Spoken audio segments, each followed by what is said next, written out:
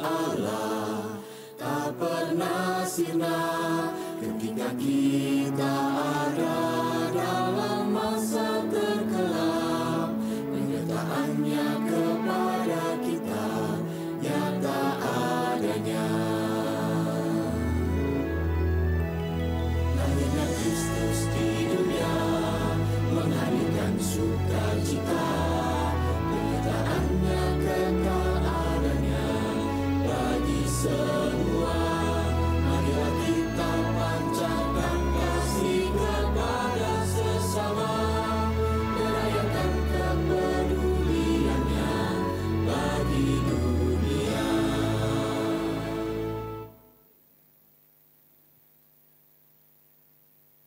Ya, adik-adik diam ya.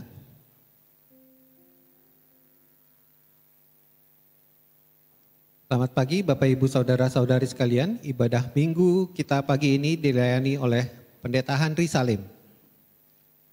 Majelis tugas Penatua Sumarno, Penatua Meike, Penatua Rifki, Penatua Erin, dan Penatua Manunggal. Pemandu pujian Saudara Hans dan Saudari Natania. Pengiring pujian Ibu Nindita dan Saudari Delvina. Pengisi pujian Komisi Anak, pendoa Bapak Hari Suganda. Multimedia dan Sound System, Saudari Feli, Saudara Sugeng, dan Penatua Risa. Majelis dan Jemaat GKI Cipinang Elok sebelumnya mengucapkan banyak terima kasih atas pelayanan Bapak, Ibu, dan Saudara-saudari. Selamat pagi Bapak, Ibu, Saudara-saudari. Hari ini kita sudah memasuki masa Advent keempat, semakin dekat dengan masa akhir tahun 2023 dan momen merayakan Natal. Hari ini Minggu Advent keempat, liturgos, tim musik dan pengisi pujian dilayani oleh Komisi Anak. Tema Advent keempat adalah Berikanku tangan seperti tanganmu. Lagu tema kita di masa Advent akan mengambil tema kepedulian dan berikanku hati. Kita nyanyikan setiap Minggu Advent. Ibadah-ibadah komisi mulai minggu ini sampai awal tahun 2024 akan bergabung dalam kebaktian umum. Satu hal yang perlu kita semua ingat adalah ibadah umum Advent keempat ini hanya dilaksanakan pada hari ini pukul 9 dan akan dilayani oleh Komisi Anak.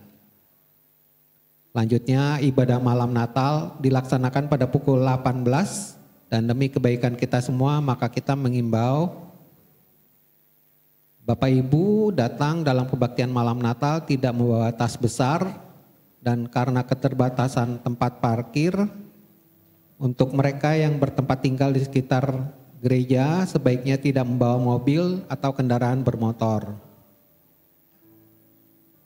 Untuk persembahan Natal Bapak Ibu Saudara-saudari sekalian yang terkasih dalam Yesus Kristus, menjelang hari Natal, marilah kita menyampaikan rasa syukur kita atas kelahiran Sang Juru Selamat dunia.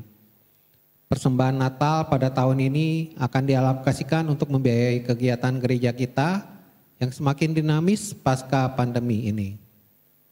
Bapak, Ibu, Saudara-saudari dapat mentransfer persembahan Natal ke rekening Bank GKI Cipinang Elok dengan menggunakan kode 5 di belakang nilai transfer, misalnya 100.000. 5. Persembahan Natal juga akan dikumpulkan pada kebaktian malam Natal dan kebaktian Natal melalui amplop persembahan Natal. Terima kasih atas perhatian Bapak Ibu Saudara-saudari. Tuhan Yesus memberkati. Untuk pembinaan pranikah, Majelis Jemaat GKI Cipinang Elok sebagai pelaksana Bina Pranikah Klasis Jakarta Timur mengundang saudara-saudara calon mempelai pernikahan untuk mengikuti Bina Pranikah yang akan dilaksanakan pada tanggal 27 Januari 2024 dan 3 Februari 2024 hari Sabtu pukul 8 sampai pukul 16 sore. Bertempat di GKI Cipinang Elok, biayanya sekitar 300.000. Pendaftaran terakhir pada tanggal 20 Januari 2024. Untuk kelas katekisasi baru, Saudara-saudara yang telah berusia 15 tahun ke atas dan belum menerima sakramen baptisan kudus dewasa atau pengakuan percaya CD dapat mendaftarkan diri sebagai calon peserta katekisasi pada tata usaha gereja. Sedangkan kelas katekisasi akan dimulai akhir bulan Januari 2024. Demikianlah warta minggu ini. Terima kasih atas perhatian Bapak, Ibu, Saudara-saudari sekalian.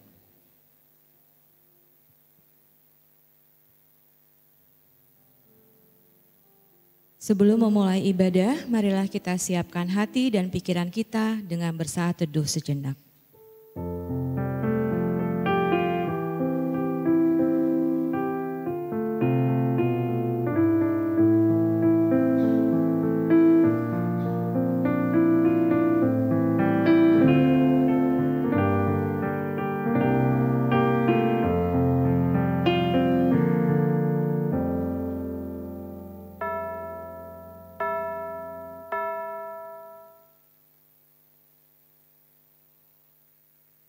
Saat ini kita akan menyalakan lilin Advent yang keempat sebagai tanda cinta kasih Allah yang mengundang kita untuk taat kepadanya.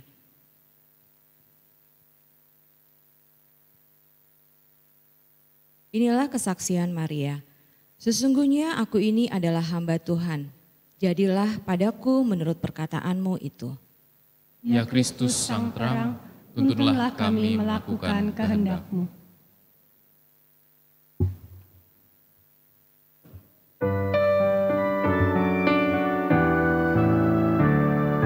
Tuhan adalah terangku dan keselamatanku. Tuhan itu benteng hidupku. Pada siapakah ku kan gentar? Tuhan adalah terangku dan keselamatanku. Tuhan itu benteng hidupku. Pada siapakah ku kan gentar? Karena Tuhan jiwaku bermegah. Biarlah orang-orang yang rendah hati mendengarnya dan bersuka cita. Muliakanlah Tuhan bersama-sama dengan aku. Marilah kita bersama-sama memasyurkan nama-Nya. Marilah dengan bangkit berdiri kita menyanyikan lagu dari Kidung Jemaat 91, Putri Sion nyanyilah.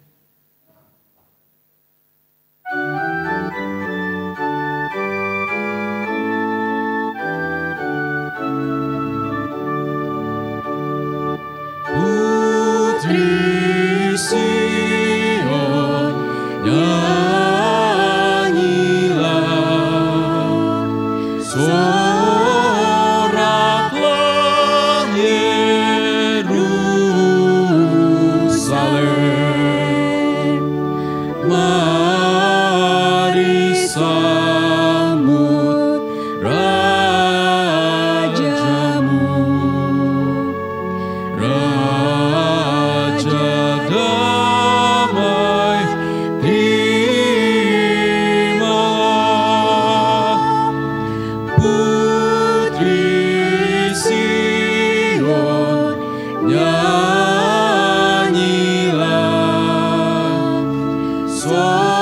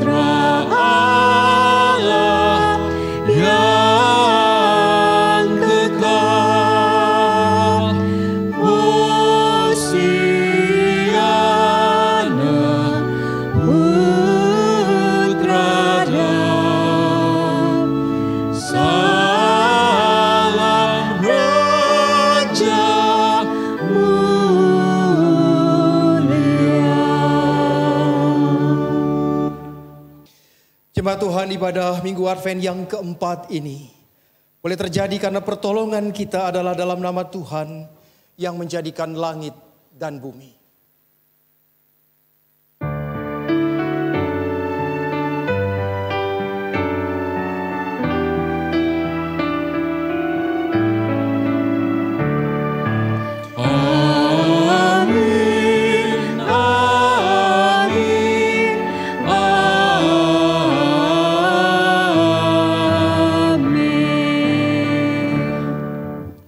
Tuhan beserta saudara dan beserta saudara juga. Bapak Ibu silakan duduk kembali.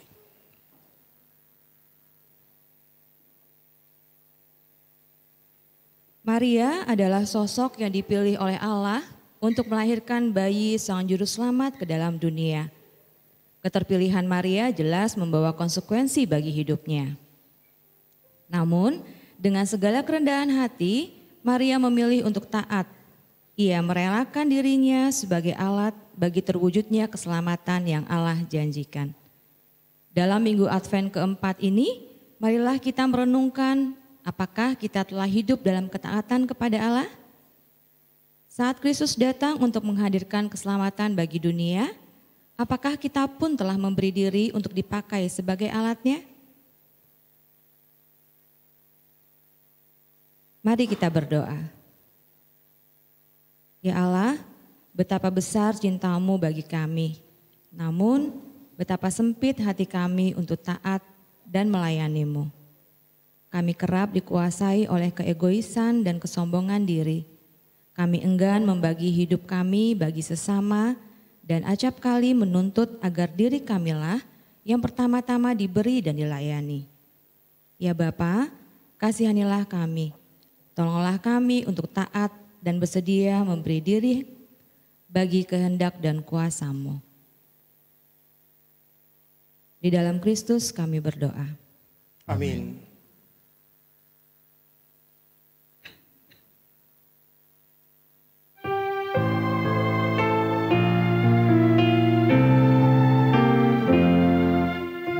Yesus, di Kau ku rindukan, liburkanlah batinku, seluruh hati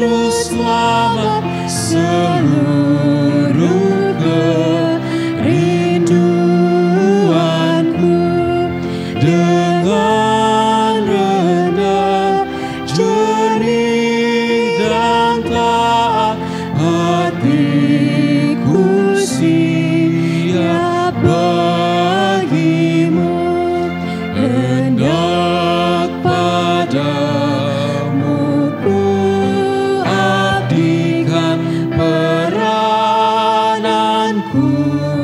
di dunia.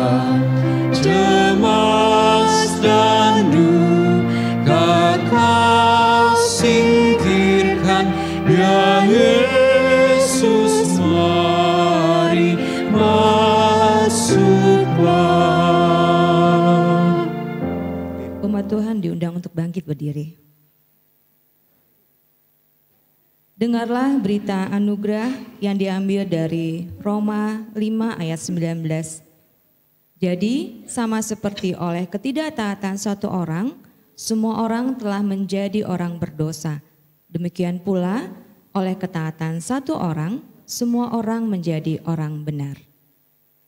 Di dalam Kristus engkau telah diampuni. Di dalam Kristus engkau pun telah diampuni. Damai Kristus bagimu. Damai Kristus bagimu juga.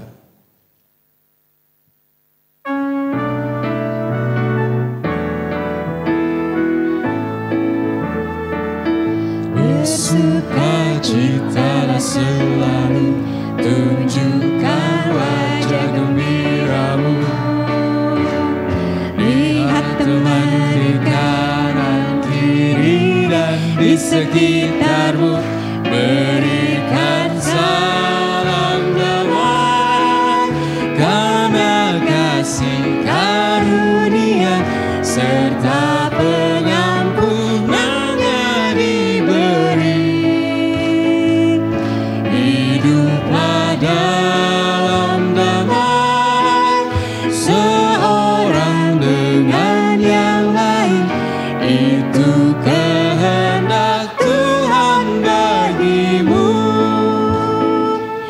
Hiduplah dalam damai, seorang dengan yang lain, itu kehendak Tuhan bagimu.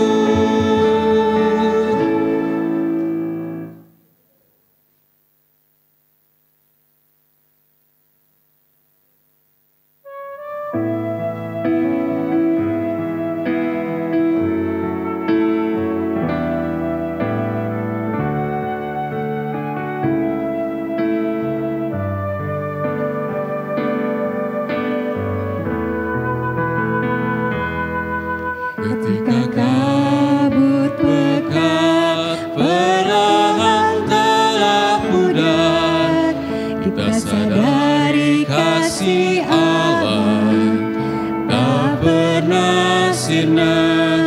Ketika kita ada dalam masa terkelak, penyertaannya kepada kita nyata adanya. Lahirnya Kristus di dunia menghadirkan sukacita, penyertaannya kekal adanya bagi semua. Marilah kita pancarkan kasih kepada sesama, merayakan kepeduliannya bagi dunia.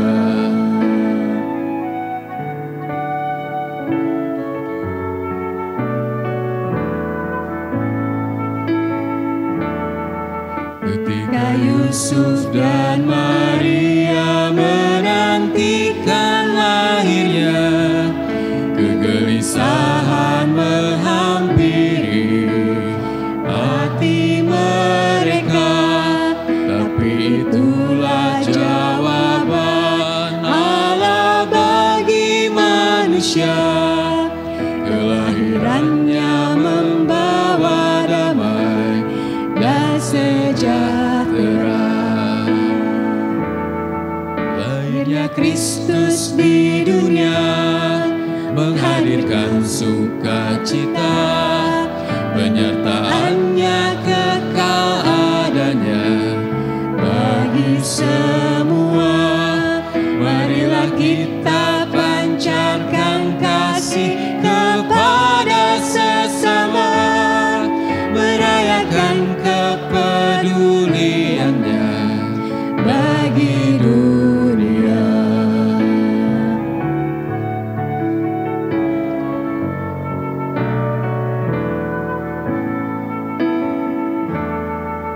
Ketika kita menghadapi kekelaman dunia, rasa cemas dan kebimbangan lingkupi kita, namun dekatnya kan selalu ada bagi manusia.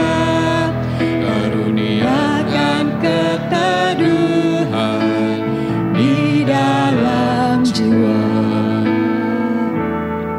Lahirnya Kristus di dunia menghadirkan sukacita, penyertaannya kekal adanya bagi semua. Marilah kita pancarkan kasih kepada sesama, merayakan kepeduliannya bagi dunia, merayakan kepeduliannya bagi dunia. Umat dipersilahkan duduk.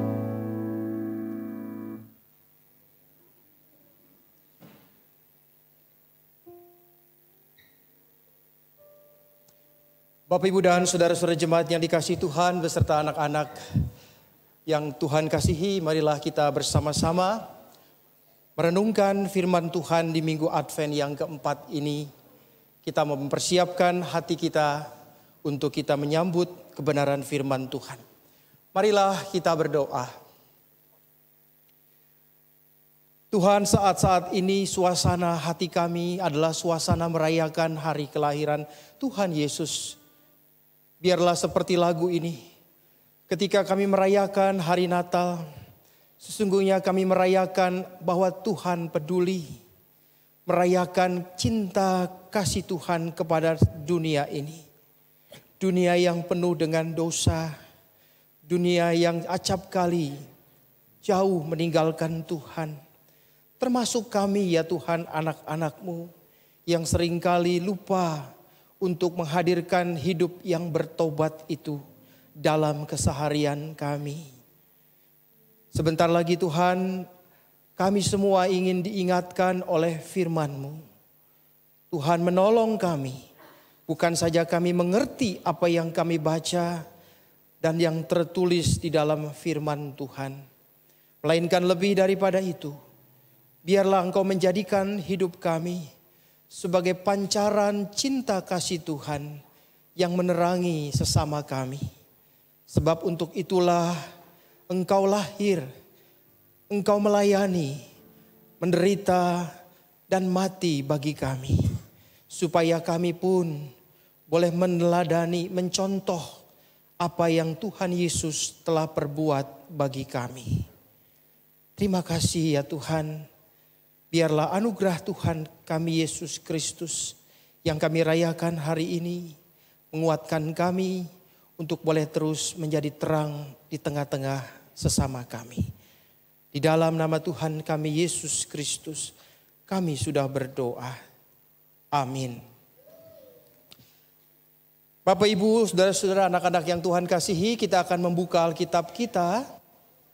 Pembacaan kita diambil dari dua bacaan, yang pertama dari surat Roma pasal 6 dan yang kedua dari Injil Yohanes pasal 3 ayat 16.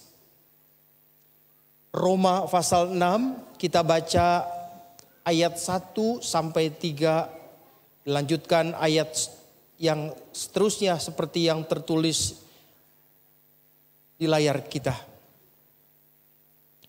Mari kita lihat Roma 6 ayat 1 sampai ayat 3. Jika demikian, apa yang hendak kita katakan? Bolehkah kita bertekun dalam dosa supaya semakin bertambah anugerah itu? Sekali-kali tidak. Bukankah kita telah mati bagi dosa? Bagaimanakah kita masih dapat hidup di dalamnya? Atau tidak tahukah kamu bahwa kita semua yang telah dibaptis dalam Kristus Yesus telah dibaptis dalam kematiannya? Ayat 7. Sebab siapa yang telah mati, ia telah bebas dari dosa. Jadi karena kita telah mati dengan Kristus, kita percaya bahwa kita akan hidup juga dengan Dia. Sebab kita tahu bahwa sesudah dibangkitkan dari antara orang mati, Kristus tidak mati lagi. Maut tidak berkuasa lagi atas Dia. Sebab Ia mati, yakni mati terhadap dosa. Satu kali untuk selama-lamanya. Namun Ia hidup, yakni hidup bagi Allah. Ayat 14. Sebab dosa tidak akan berkuasa lagi atas kamu. Karena kamu tidak berada di bawah hukum Taurat, tetapi di bawah anugerah. Kita lanjut ayat 22 dan 23. Namun sekarang setelah kamu dimerdekakan dari dosa, dan setelah kamu menjadi hamba Allah, kamu beroleh buah yang membawa kamu kepada pengudusan, dan sebagai kesudahannya ialah hidup yang kekal. Sebab upah dosa ialah maut. Tetapi karunia Allah ialah hidup yang kekal dalam Kristus Yesus Tuhan kita. Pembacaan yang kedua, kita buka dan baca bersama-sama. Mari anak-anak kita baca bersama-sama. Yohanes 3 ayat 16, ayat yang sangat kita kenal. Yohanes 3 ayat yang ke-16. Mari kita baca sama-sama. 1, 2, ya. Karena begitu besar kasih Allah akan dunia ini, sehingga Ia telah mengaruniakan anaknya yang tunggal, supaya setiap orang yang percaya kepadanya tidak binasa, melainkan beroleh hidup yang kekal. Demikianlah pembacaan firman Tuhan. Yang berbahagia adalah setiap orang yang mendengarkan firman Tuhan dan yang memeliharanya. Maranatha.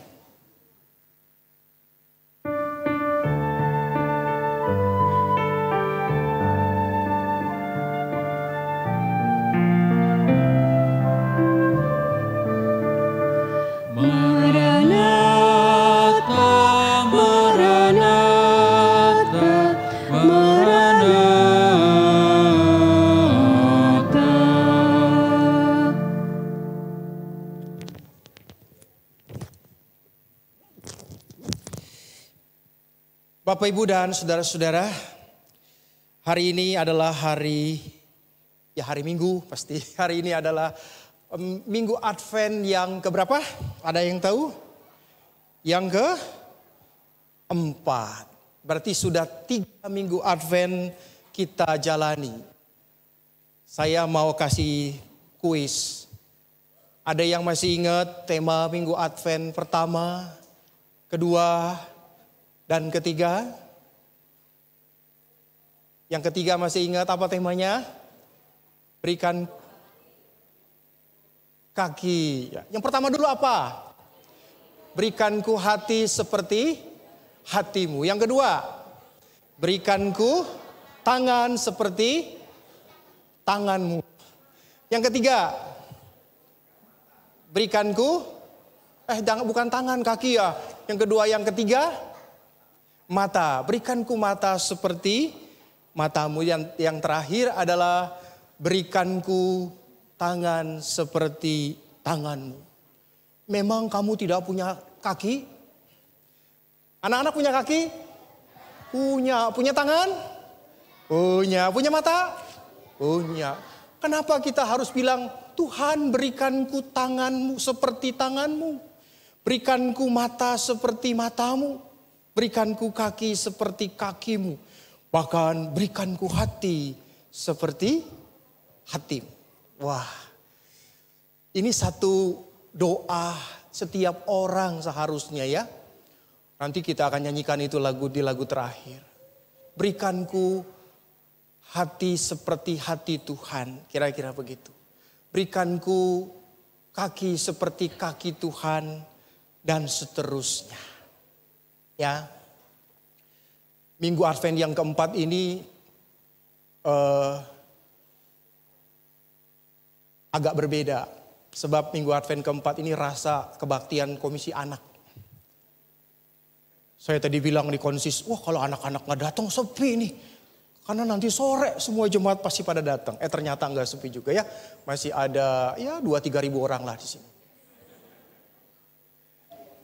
Ya Bapak Ibu dan anak-anak sekalian. Saya ingin bukan merangkum, saya tidak punya kekuasaan apapun untuk merangkum. Tapi saya mau mencoba melihat apa yang kita hari Advent pertama telah ikuti, kedua, ketiga sampai hari ini hari Advent atau minggu Advent yang keempat. Sesungguhnya kalau kita mau katakan bahwa kita masih harus berusaha supaya hidup kita itu semakin seperti Tuhan gitu ya. Tuhan berikanku kaki seperti kakimu, mata seperti matamu, dan tangan seperti tanganmu. Bahkan Tuhan berikanku hati seperti hatimu. Memang tahu hati Tuhan itu seperti apa sih? Yang baik, apalagi? Hati Tuhan seperti apa sih? Tuhan yang kita percaya adalah Tuhan yang mengasihi. Mengasihi siapa? Mengasihi orang-orang yang berdosa sekalipun. Ya. Nanti teman-teman, adik-adik, nanti kita mau main sebentar, tapi saya hanya panggil 2 orang ke depan. Kita mau main sulap. Mudah-mudahan sulapnya berhasil. Karena saya lagi deg-degan ini. Mudah-mudahan berhasil ya. Nanti saya minta tolong, saya sudah pilih 2 orang. Nanti ya. Ya. Nah kalau yang berisik nanti saya nggak pilih nih. Pokoknya yang nggak berisik, yang tenang nanti saya akan pilih. Ya Bapak Ibu dan saudara-saudara, saya harus mencampur bahasa anak dengan bahasa kita, bahasa orang dewasa. Karena supaya firman Tuhan ini bisa kita pahami bersama-sama ya. Mohon dimaklumi ya. Saya membaca beberapa kisah di dalam Injil. Kalau hari ini kita mengatakan, Tuhan berikanku tangan seperti tanganmu. Kalau begitu tangan kita nanti jadi 4. Bukan itu ya, tangan kita udah 2 nih. Kalau minta lagi, Tuhan berikanku tangan seperti tanganmu. Tuhan bilang, mau tangan berapa lagi? Mau 1, 2, 3? Bukan itu. Kalau kita mengatakan Tuhan berikanku tangan, artinya kita belajar mencontoh apa yang Tuhan Yesus sudah lakukan. Saya membaca cerita Tuhan Yesus. Ada yang masih ingat Tuhan Yesus menyembuhkan orang buta? Dia menggunakan apa? Tangannya. Dia menyentuh tangan orang buta itu. Ya Yesus, sembuhkanlah saya. Lalu Tuhan menghampirinya. Lalu kemudian dia menaruh tangannya di atas kepalanya atau di atas mata. Lalu matanya menjadi melihat. Ada lagi. Tuhan menyembuhkan siapa? Ketika dia menyentuh orang sakit yang lainnya. Orang lumpuh. Ada lagi. Banyak kisah Tuhan Yesus menjamah menggunakan tangannya untuk menyembuhkan orang sakit. Ada orang yang lumpuh bertahun-tahun tapi gak ada yang nolong.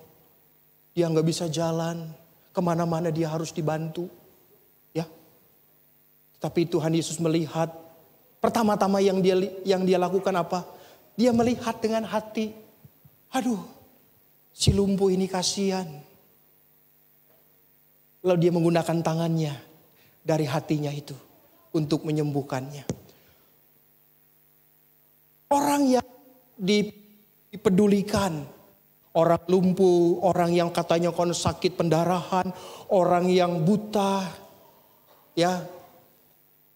Siapa yang tidak ada?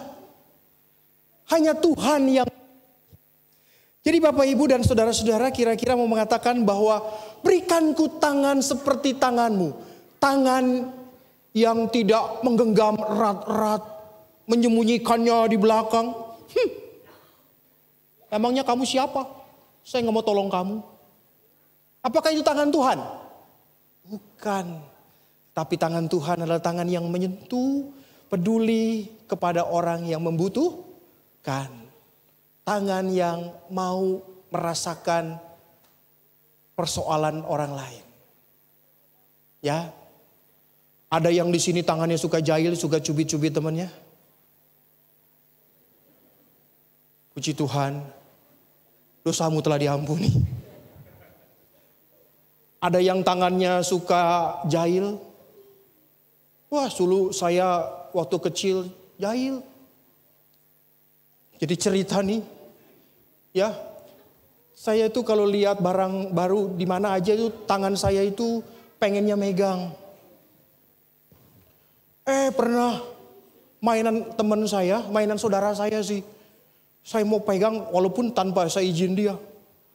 Bukannya malah kemudian mainan itu bisa jalan, ternyata saya patahin.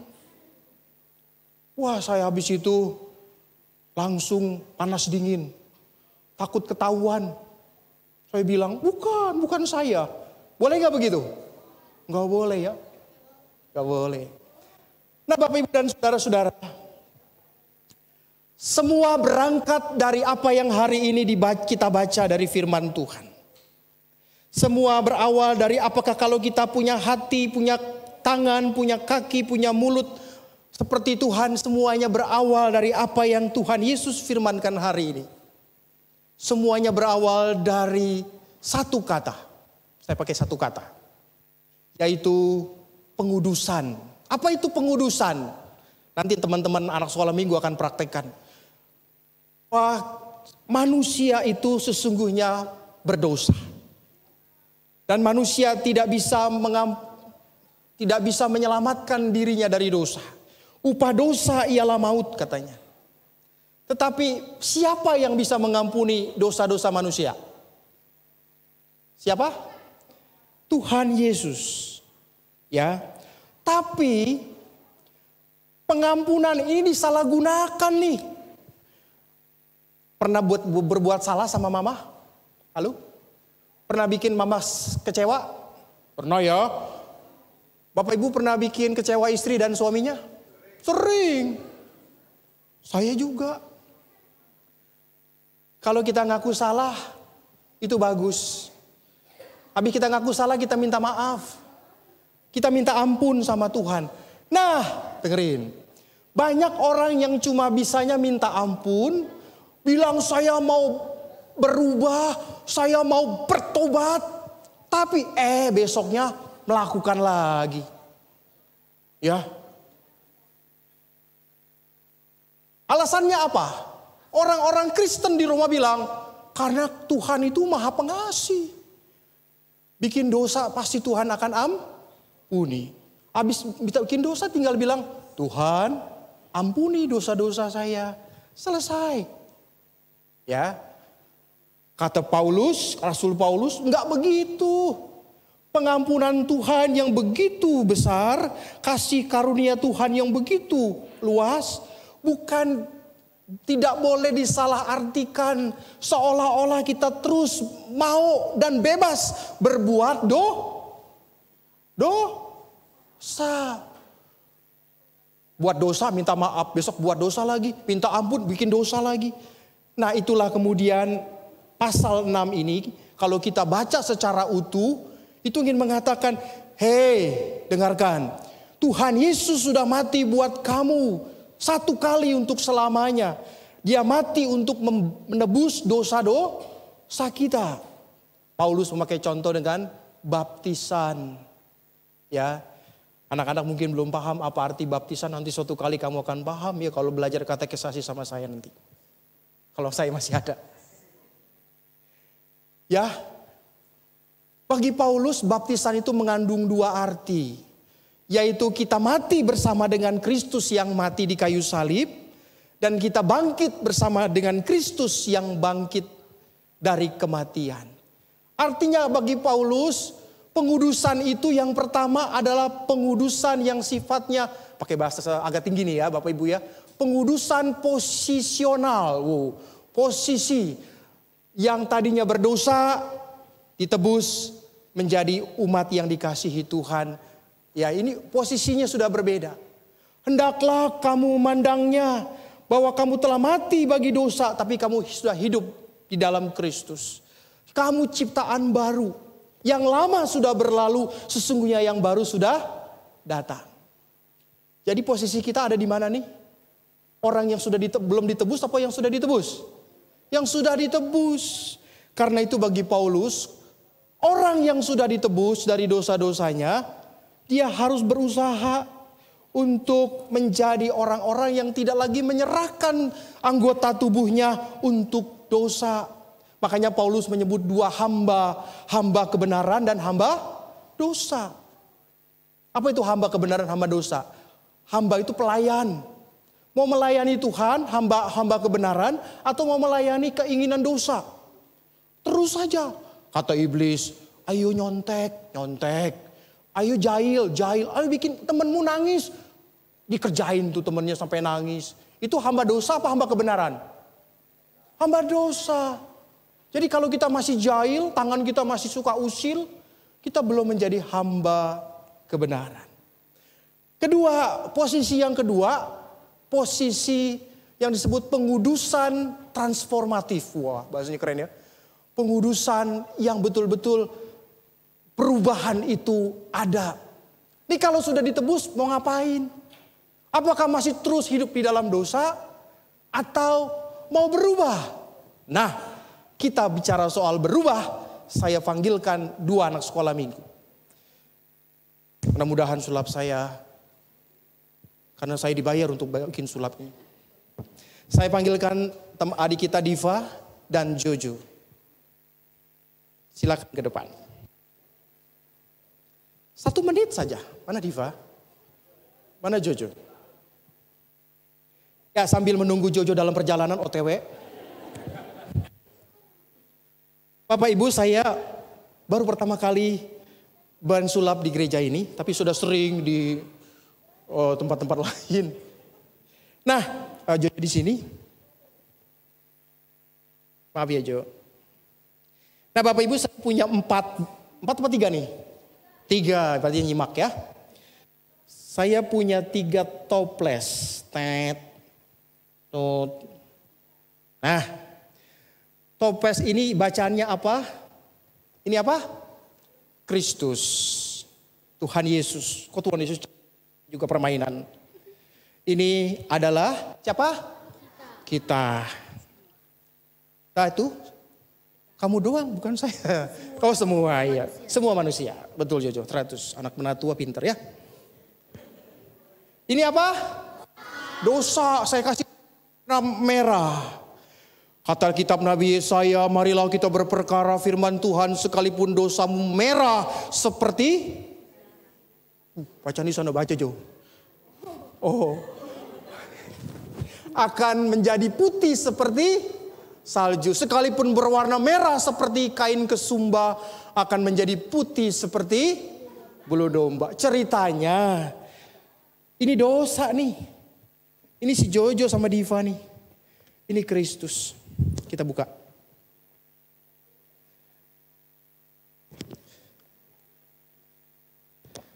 Nah, Jojo tuh dulu anak baik. Ya. Bukan karena bapaknya baik, tapi kan memang anak baik dia. Orang tuanya pasti baik lah ya. Jojo ini anak baik. Tapi lama-kelamaan dia bergaul, lama-lama dia jadi nakal nih. Jojo boleh tuangkan sedikit saja warna merah ke dalam tangan dua. Dikit aja. Stop ya. Lagi. Dikit lagi. Dah. Nah adik-adik berubah gak warnanya?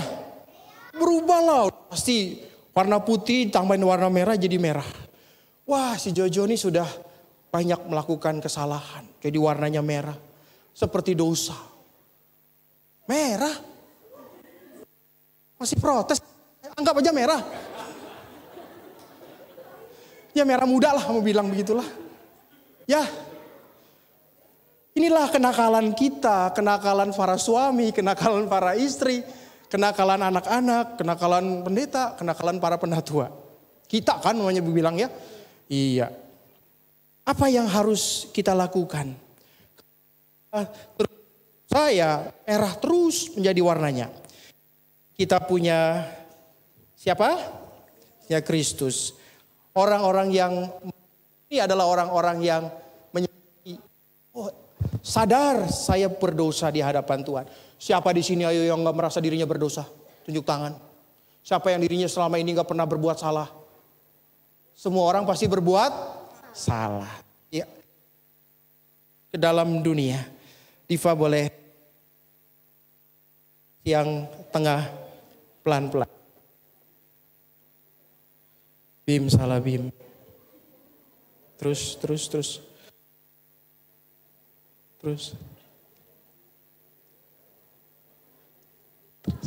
Lagi. Berhasil. Terima kasih, inilah hebatnya teman-teman kita ya. Belum, sampai suruh turun. Belum. Geser sini. Tadi ini berwarna merah nih. Penuh dengan suka nyontek, suka tipu-tipu, suka ini itu, suka nakal sama orang tuanya, suka bikin orang tuanya kecewa. Dosa-dosa. Tetapi kata Paulus, Alkitab yang tadi kita baca, Kristus datang, kata Injil Yohanes, karena begitu besar kasih akan dunia. Kristus mau ke dalam dunia supaya setiap orang yang berdosa, yang tadi sudah dicemari berwarna merah,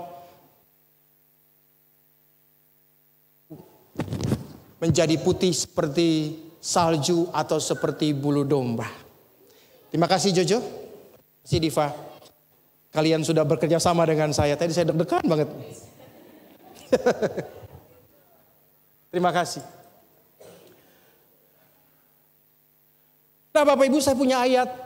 Ayat ini sangat mendukung hari ini kita mau mengatakan apa yang dikatakan dalam 1 Petrus. Ini ayat yang kemudian terinspirasi menjadi sebuah lagu yang kita kenal. Sebab, kita baca sama-sama ya. 1, 2 ya. Sebab kamu tahu bahwa kamu telah ditebus dari cara hidupmu yang sia-sia. Yang kamu warisi dari nenek moyangmu itu bukan dengan barang yang fana. Bukan pula dengan perak atau emas. Melainkan dengan darah yang mahal. Yaitu darah Kristus, sama seperti darah anak domba yang tak bernoda dan yang tak bercacat.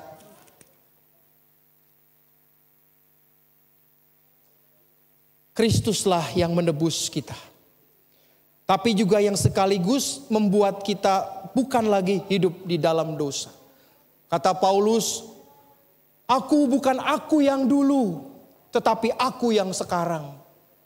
Dan aku yang hidup di dalam Kristus. Maka hari ini kalau kita mengatakan, berikanku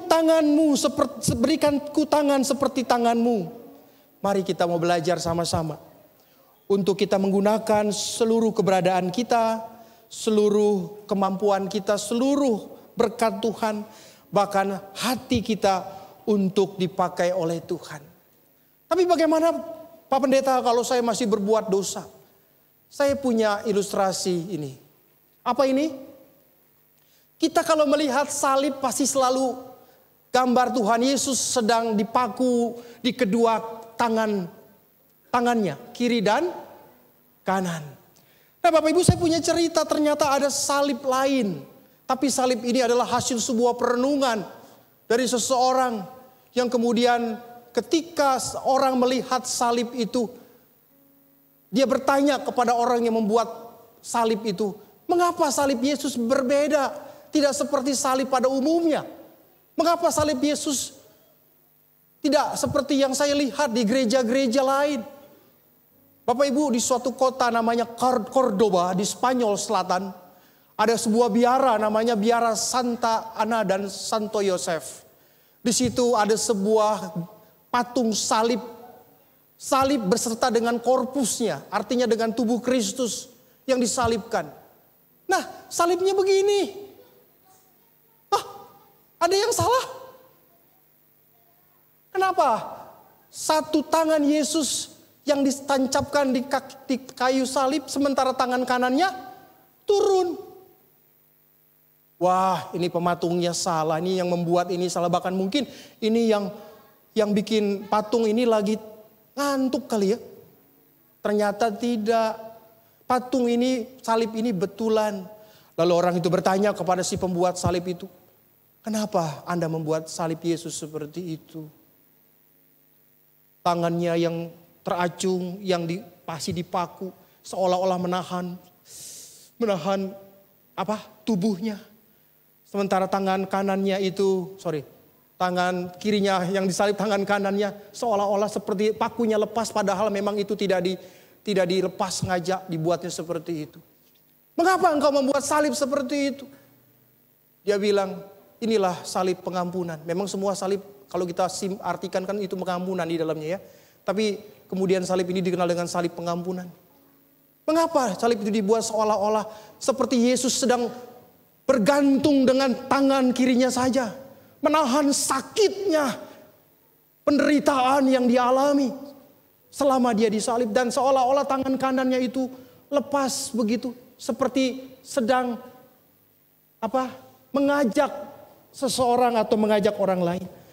Lalu si yang membuat salib itu berkata, inilah sebuah simbol tangan sorgawi yang tidak hanya teracung kepada surga, tetapi juga ada tangan dunia yang menawarkan pengampunan dosa.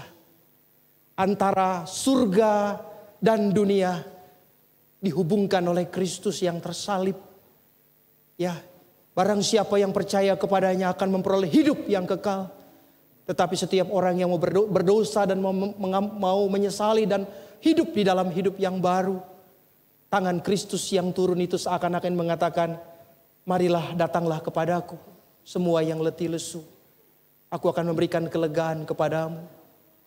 Antara surga dan dunia, Kristus menghubungkan kita dengan Allah. Dan dia mau menderita. Bahkan dia mau menerima siapapun dengan tangannya yang peduli itu. Tangannya yang mau merangkul itu. Dia tidak melihat ini siapa, itu siapa. Dia tidak membeda-bedakan. Tapi dia mau menerima setiap orang sama di hadapannya. Yaitu sama-sama dicintai, dikasihi. Tuhan Yesus memberkati kita. Amin.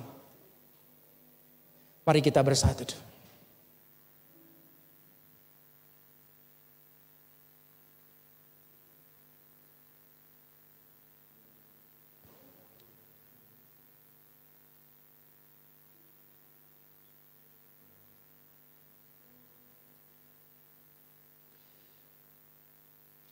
Kesaksian pujian akan dipersembahkan oleh paduan suara dari anak sekolah minggu.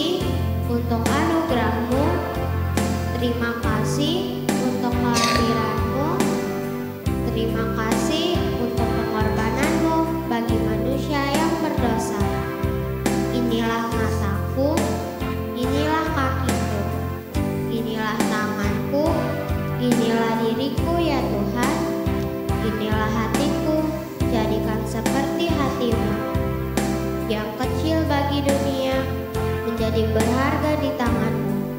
Pakailah aku untuk membawa damai sejahtera bagi sesama.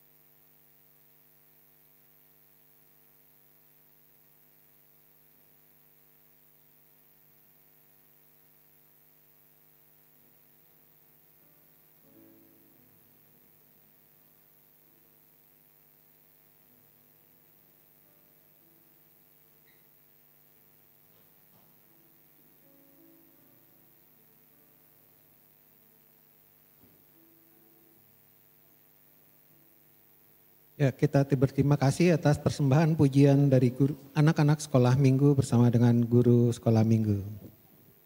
Marilah kita bersama-sama bangkit berdiri. Bersama-sama dengan umat Allah di masa lalu, masa kini, dan masa depan, marilah kita mengucapkan pengakuan iman rasuli demikian. Aku percaya kepada Allah, Bapa yang Maha Kuasa, Khalik langit dan bumi, dan kepada Yesus Kristus, anaknya yang tunggal Tuhan kita, yang dikandung dari Roh Kudus, lahir dari anak darah Maria, yang menderita sengsara di bawah pemerintahan Pontius Pilatus, disalibkan, mati dan dikuburkan, turun ke dalam kerajaan maut, dan pada hari yang ketiga bangkit pula dari antara orang mati, naik surga, duduk di sebelah kanan Allah, Bapa yang Maha Kuasa. Dan dari sana ia akan datang untuk menghakimi orang yang hidup dan yang mati. Aku percaya kepada Roh Kudus, gereja yang kudus dan am, persekutuan orang kudus, pengampunan dosa, kebangkitan orang mati, dan hidup yang kekal. Umat dipersilakan duduk. Siapa dulu?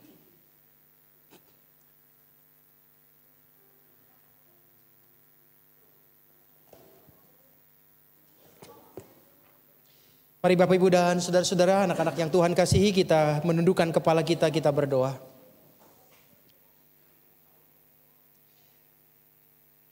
Tuhan, kami bersyukur rangkaian Minggu Advent kami sudah jalani sampai hari ini. Dan kami boleh dibawa pada satu pemaknaan hidup kami. Hidup yang sungguh-sungguh harus berarti bagi Tuhan dan bagi sesama. Sebagaimana yang boleh dinyatakan lewat pujian anak-anak sekolah minggu. Biarlah hidup kami boleh terus menjadi berkat bagi sesama kami.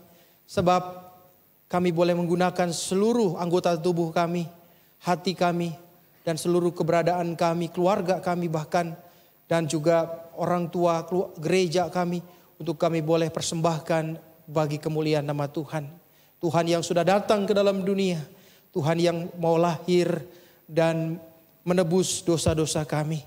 Hari ini Bapa, kami terus ingin mendoakan untuk bangsa negara kami, terutama untuk persiapan pemilihan umum di tahun yang akan datang.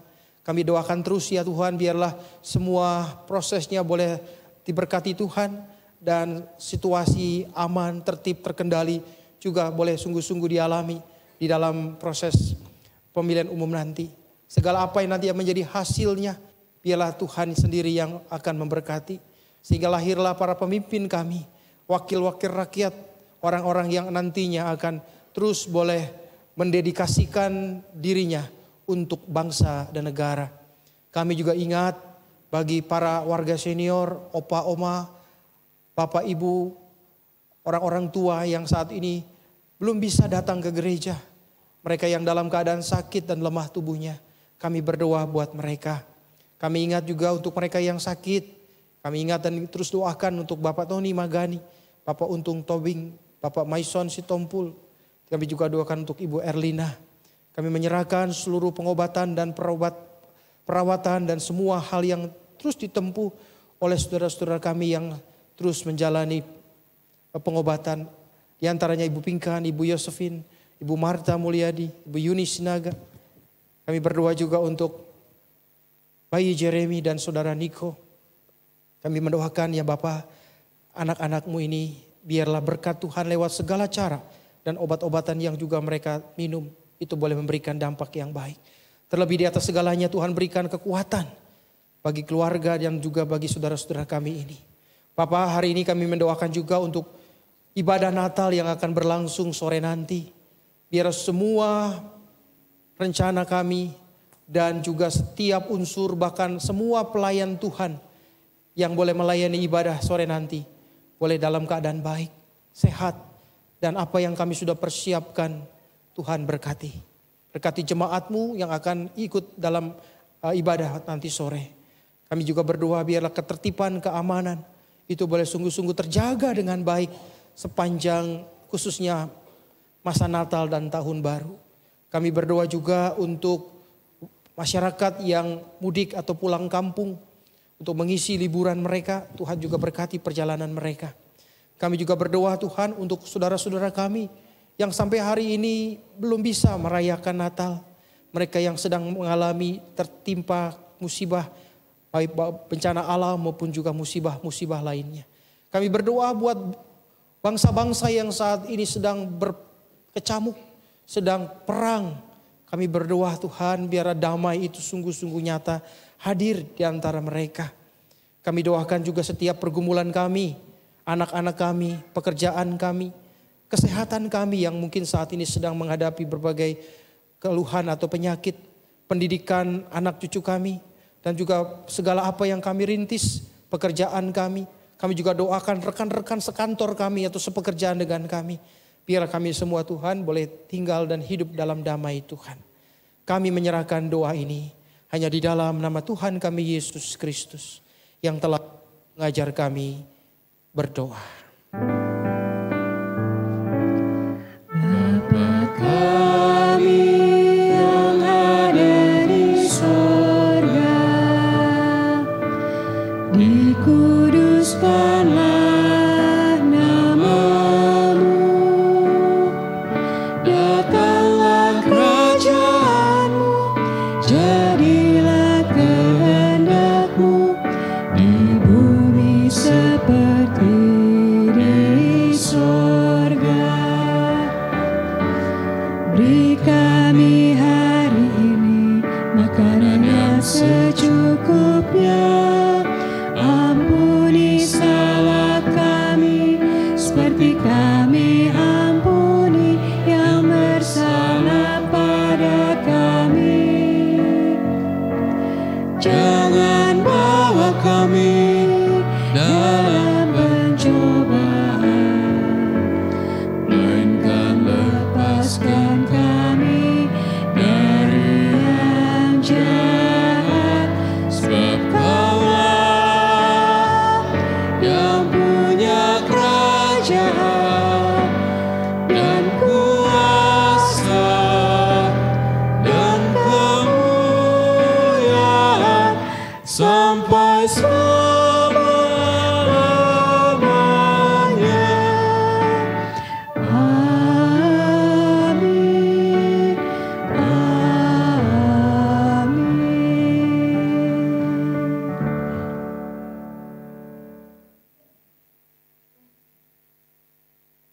Sebagai rasa syukur dan wujud ketaatan kita kepada Allah, marilah kita mengumpulkan persembahan.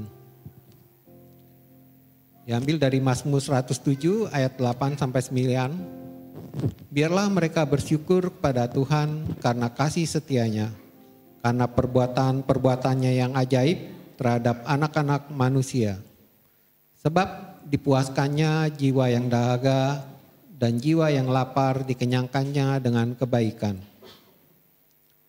Dalam tiap ibadah bersama jam 9 dan jam 17 sore, persembahan akan kita edarkan lewat kantong persembahan. Bila Bapak Ibu memilih sarana transfer, maka tidak dibatasi pada hari Minggu. Persembahan dikirim ke rekening gereja sebagai berikut. Bank BCA, nomor rekening 272 13 kali, 92 kali, dan 22 kali. Atas nama GKI Cipinang Elok.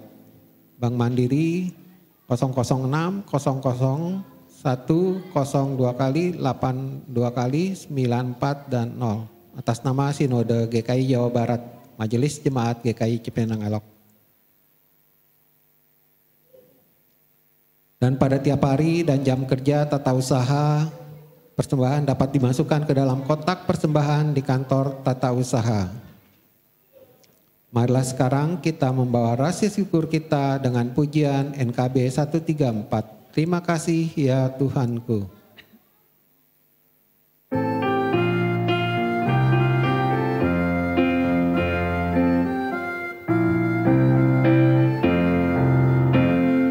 Terima kasih ya Tuhanku atas hari pemberian-Mu, hari baru limpah rahmat dan dipenuhi oleh kasih-Mu.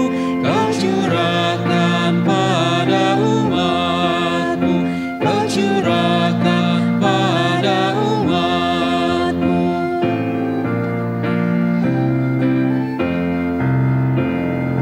Terima kasih atas waktu yang Dikau tawarkan padaku, agar dalam masa muda aku belajar tentang kasih-Mu yang besar dan mulia itu, yang besar dan mulia itu.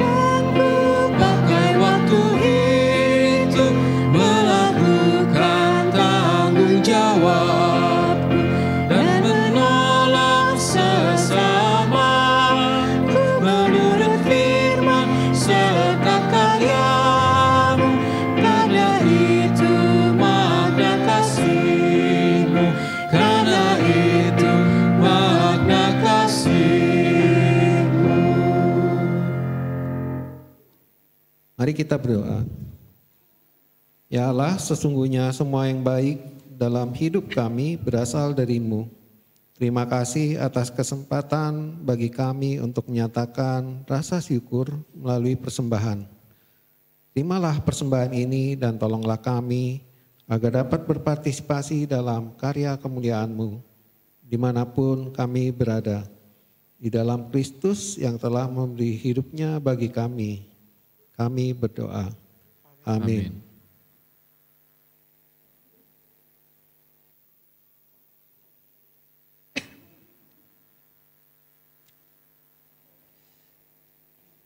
Umat yang terkasih, nantikanlah Kristus dalam ketaatan. Sekalipun jalan ketaatan mungkin terasa terjal dan berat, percayalah bahwa kasih dan kuasa-Nya senantiasa hadir untuk membimbing dan menopang langkah-langkah kita. Berikanku hati.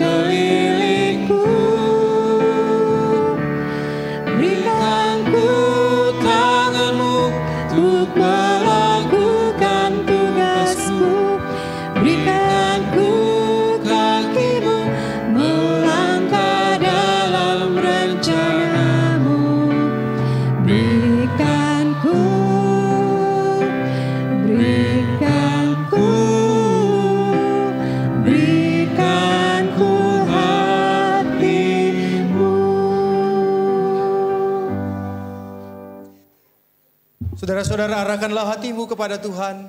Kami mengarahkan hati kami kepada Tuhan. Jadilah saksi Kristus. Syukur kepada Allah. Terpujilah Tuhan. Kini dan selamanya. Tuhan mengutus saudara dan biarlah kita melanjutkan kehidupan ini dalam berkat dan pemeliharaan Tuhan. Kiranya kuasa Allah Bapa menyertai dan melindungimu. Kiranya cinta Sang Anak mendorongmu untuk terus berani membagi hidup dan berkarya di tengah dunia. Kiranya pertolongan Roh Kudus menguatkanmu untuk senantiasa taat hari ini, esok, dan seterusnya. Amin.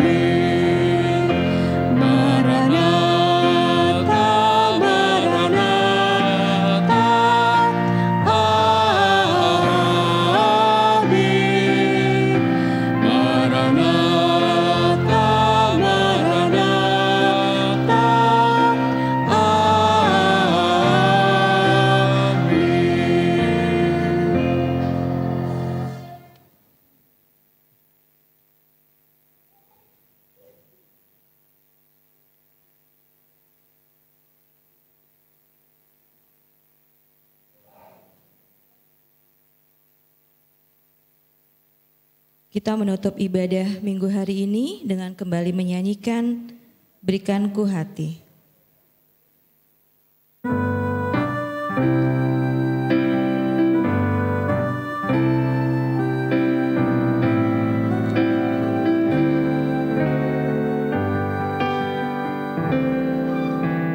Berikanku hati seperti hatimu yang penuh dengan belas kasihan.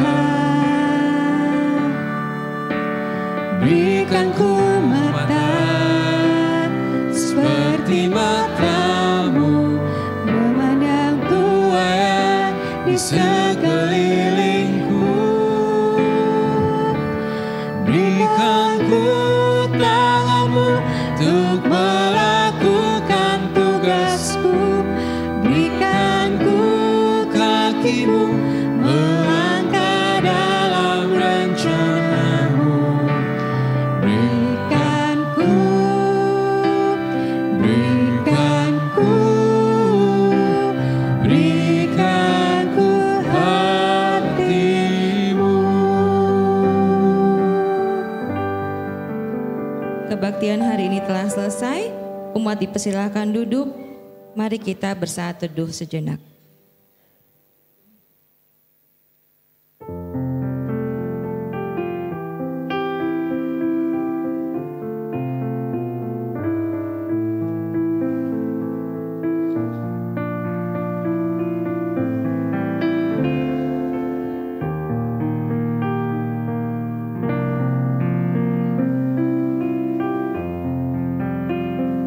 Hari Minggu, Bapak, Ibu, Saudara, dan adik-adik sekalian, Tuhan Yesus memberkati.